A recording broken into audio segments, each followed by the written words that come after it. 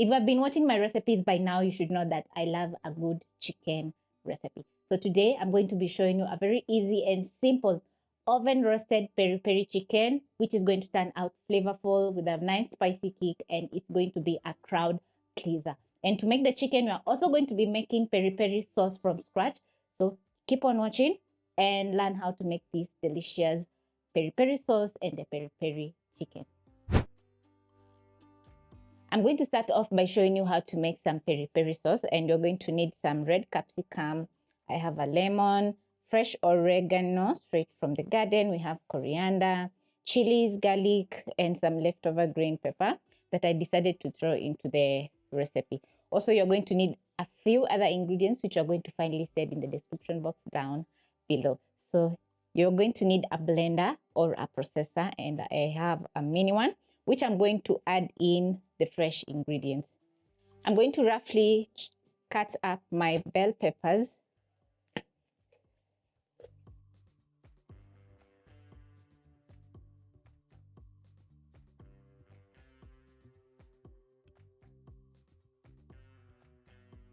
Add in 5 cloves of garlic. Add in 5 sprigs of oregano. I'm going to remove the leaves by holding the top part and pulling so that I can remove the leaves.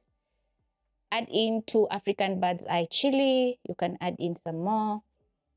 Squeeze in juice of half a lemon.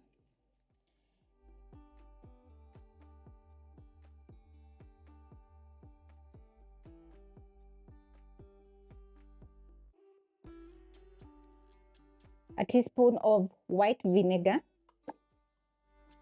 2 tablespoons of cooking oil or olive oil. 1 teaspoon of paprika. You can add in smoked paprika if you have some. A touch of black pepper.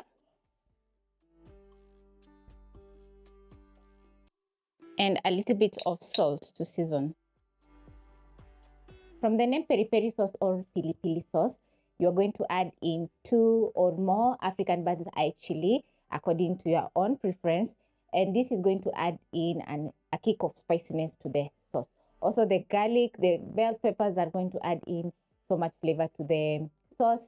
And for the spices, that is paprika and black pepper, we are going to add in color and a little bit kick of spiciness from the black pepper.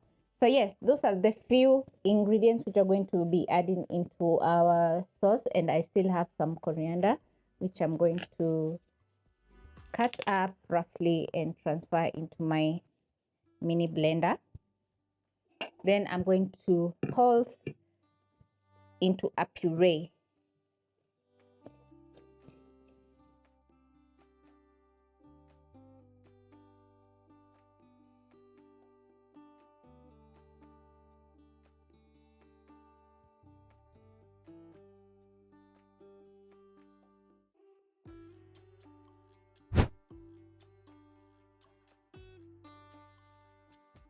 This is how your sauce is going to be looking after blending, and as you can see, mine has a little bit of texture. You can still puree until smooth and it's still going to be perfect. So it's a perfect sauce whenever you're cooking chicken, pork, or even fish, and it's going to add in tons of flavor. Keep it in an airtight container and keep it in the fridge for up to 2 weeks. Now, I'm going to be showing you a very easy and simple peri peri chicken recipe using our sauce that we have just prepared. And I'm using a whole chicken, which I've cut into half.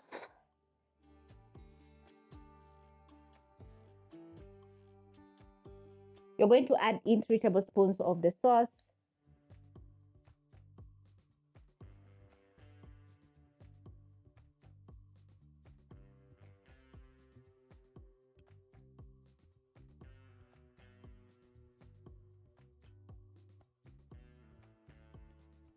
Add in some salt to season your chicken.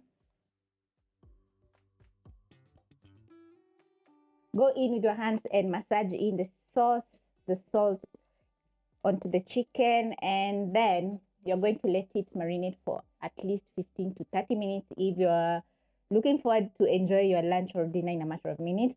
And if you have time, marinate your chicken overnight in the fridge, and it's going to absorb in all those nice flavors from the lemon, which is going to brighten up the sauce. The vinegar is going to add in an acidic kick, so it's going to get very flavorful and delicious. So I'm going to let my chicken marinate for at least 15 minutes. And while the chicken is marinating, you can prep up some potatoes, which are going to be the perfect side dish for your peri peri chicken.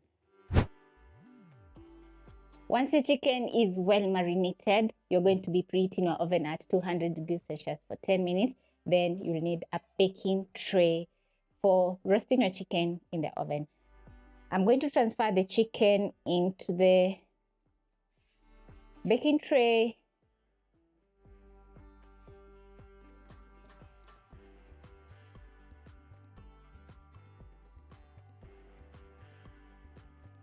Then, using the remaining marination from the chicken, I'm going to transfer in my potatoes.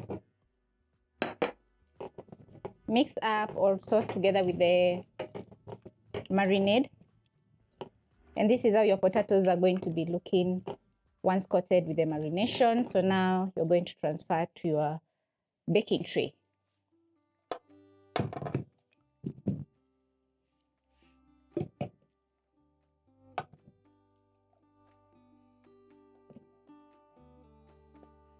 I'm going to sprinkle in a little bit of salt to the potatoes, just a touch. Now, it's time to roast our delicious peri peri chicken, which is looking very lovely. You're going to do so at 200 degrees Celsius for around 50 minutes. And the chicken is going to get a nice golden brown color on top. And also all those nice flavors from the peri peri sauce are going to seep into the chicken, making it very delicious. So see you after 50.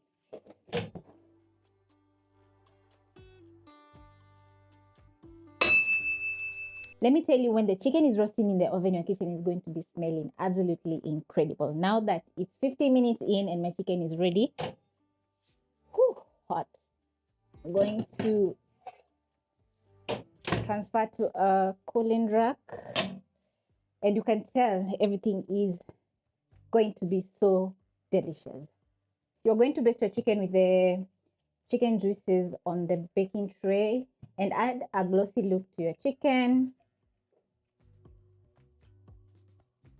Wow.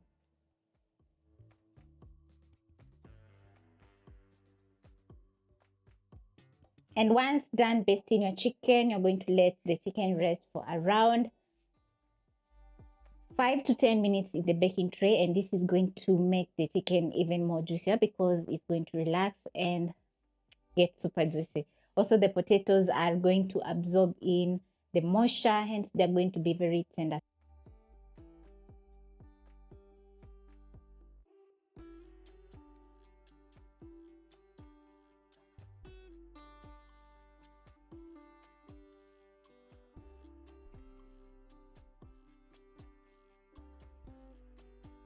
Wow, this is how my peri peri chicken has turned out, and as you can see, the chicken has a nice golden brown crust, which is glossy because we basted with the chicken juices. And as for the potatoes, they have soaked in the chicken juices, the marinade, so they're tender, well seasoned, and have an incredible peri peri seasoning taste.